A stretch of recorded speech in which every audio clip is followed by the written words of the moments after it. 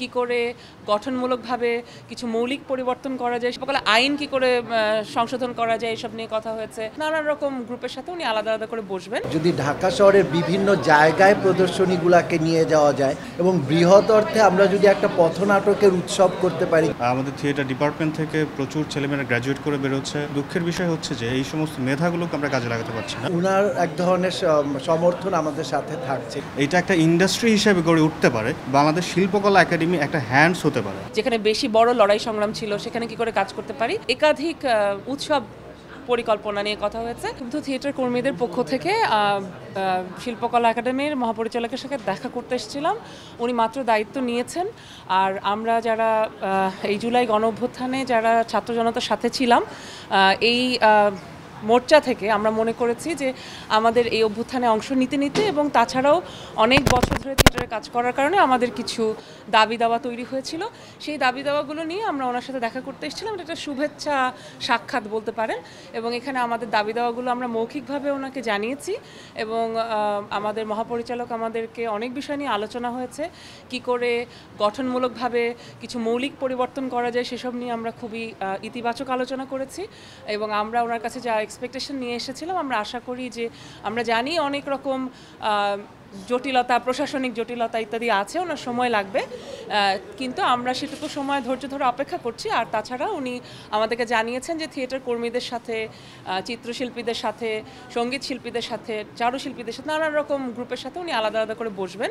সুতরাং তখনও আবার নতুন করে এই প্রস্তাবগুলো দেওয়ার সুযোগ থাকছে। আর আমাদের যে লিখিত প্রস্তাব সেটাও আমরা ওনাদেরকে দিয়ে দেওয়ার জন্য প্রস্তুত আছি। সেই অবস্থায় আমরা ওনার সাথে একটা খুব সফল ইতিবাচক আলোচনা শেষ করে আসলাম।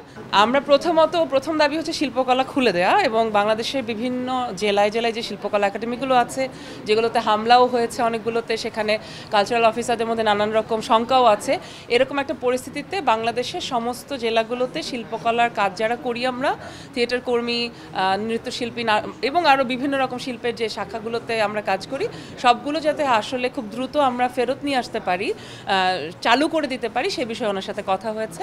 এবং তার সাথে সাথে আমরা কি করে ঢাকায় শুধু শিল্পকলা কেন্দ্রিক কাজ না করে আমরা কি করে ঢাকার বাইরে এবং ঢাকারও অন্যান্য স্পটগুলোতে, বিশেষ করে জুলাই অভ্যুত্থানে যেই সমস্ত জায়গায় মানুষরা বেশি এই অভ্যুত্থানে হতাহতের ঘটনা ঘটেছে, যেখানে বেশি বড় লড়াই সংগ্রাম ছিল, সেখানে কি করে কাজ করতে পারি, এগুলো নিয়ে আলোচনা হয়েছে। তাছাড়া শিল্পকলা আইন কি করে সংশোধন করা যায়, এসব নিয়ে কথা হয়েছে।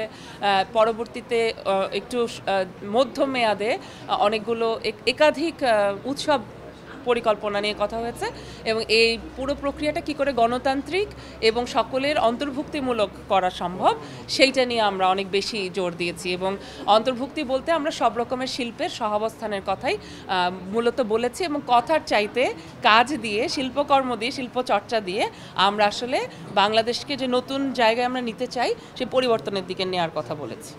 এটা প্রশাসনিক সিদ্ধান্ত, আমরা আমাদের দাবি জানিয়েছি, উনি যত দ্রুত সম্ভব উনি চেষ্টা করবেন বলেছেন। তো যতদিন এটা না খুলছে ততদিন আমরা বাইরে কোথাও করবার ব্যাপারে উনি পরামর্শ দিয়েছেন। আমরা স্যারের সাথে কথা বলছিলাম যে অডিটোরিয়ামগুলোকে খুলে দেওয়া যায় কিনা, কিন্তু সেই নিরাপত্তাজনিত একটা সমস্যার কারণে হয়তো আরও কিছুদিন অডিটোরিয়ামগুলোকেও খোলা সম্ভব হবে। সেই জন্য আমরা কিছু পরিকল্পনা করছিলাম যে এই শিল্পকলা কেন্দ্রিক না হয়ে যদি ঢাকা শহরের বিভিন্ন জায়গায় প্রদর্শনীগুলোকে নিয়ে যাওয়া যায়, বিভিন্ন নাটকের দল আছে তাদের প্রদর্শনীগুলোকে, এবং বৃহৎ অর্থে আমরা যদি একটা পথনাটকের উৎসব করতে পারি যেটা সারা বাংলাদেশে একযোগে শুরু করা যেতে পারে।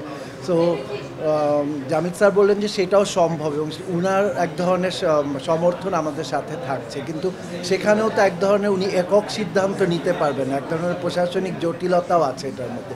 সেই জন্য আমরা যেটা করছি, আমাদের পরিকল্পনাগুলো ঠিক করছি এবং সেই পরিকল্পনা অনুযায়ী যখন আসলে এটার প্রশাসনিক কার্যক্রম শুরু হবে তখন থেকে যাতে আমরা একটা দিনও নষ্ট না হয়ে কাজটা শুরু করতে পারি, সেই লক্ষ্যে আসলে কাজ করার জন্য আমরা একমত হয়েছি।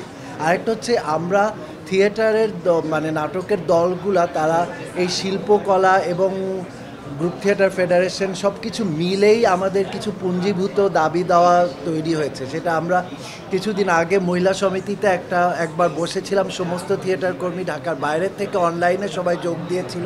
তাদেরও কিছু দাবি দেওয়া, তাদের কিছু পরামর্শ আছে, সেগুলা সব কম্পাইল করে আমরা একটা জায়গায় লিপিবদ্ধ করেছি এবং সেটা আজকে আমরা স্যারের সাথে কথা বলেছি যে সেটা তৈরি আছে আমাদের কাছে এবং পরবর্তীতে উনি যখন থিয়েটার কর্মীদের প্রতিনিধিদের সাথে বসবেন সেইটা আসলে আমরা আরও সমৃদ্ধ করে জমা দিব এবং প্রত্যেকটা পয়েন্ট ধরে আসলে কাজ করা হবে, এইটুকু আশ্বাস আসলে আজকে আমরা পেয়েছি।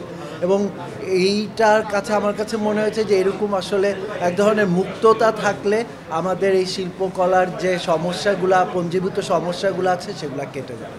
বিক্ষুব্ধ থিয়েটার কর্মীদের যে মিটিংটা ছিল লাস্ট টাইম, শেষবারের মতো আমরা যখন বিক্ষুব্ধ থিয়েটার কর্মীদের যে সম্মেলন ছিল, সেই সম্মেলনে আমরা ছাত্রদের পক্ষ থেকে, আমি সেই সমস্ত ছাত্রদের কথা বলছি যারা থিয়েটার স্টুডেন্ট, বিভিন্ন বিশ্ববিদ্যালয় থেকে প্রতি বছরই আমাদের থিয়েটার ডিপার্টমেন্ট থেকে প্রচুর ছেলেমেয়েরা গ্র্যাজুয়েট করে বেরোচ্ছে, প্রচুর পিএইচডিও করে বেরোচ্ছে, কিন্তু দুঃখের বিষয় হচ্ছে যে এই সমস্ত মেধাগুলোকে আমরা কাজে লাগাতে পারছি না। তো সেই জায়গা থেকে আমরা একটা কাউন্সিলের প্রস্তাব করেছিলাম, যারা বিশ্ববিদ্যালয়ের ছাত্রছাত্রী আছে থিয়েটার নিয়ে, ডিপার্টমেন্ট নিয়ে পড়াশোনা করছি।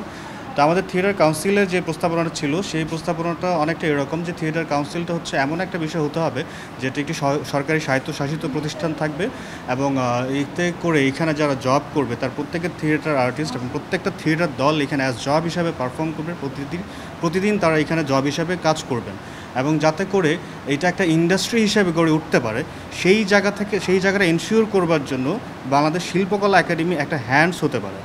বাংলাদেশ একটা শিল্পকলা একাডেমি কখনোই একটা থিয়েটার দলের মস্তিষ্ক হতে পারে না। আমরা সেই জায়গাটা বারবার স্পষ্ট করতে চাই এবং বলতে চাই, আমরা যারা সাধারণ শিক্ষার্থী আছি তাদের পক্ষ থেকে বলতে চাই, আমাদের থিয়েটার ইন্ডাস্ট্রি গড়ে তুলবার জন্য শিল্পকলা বা অন্য কোনো সেক্টর আমাদের স্টেক হোল্ডার হতে পারে না। আমাদের একমাত্র স্টেক হোল্ডার হওয়া উচিত গভর্নমেন্ট এবং সেটা সংস্কৃতি মন্ত্রণালয়ের অধীনে আমরা একটি স্বায়ত্তশাসিত প্রতিষ্ঠান চাই।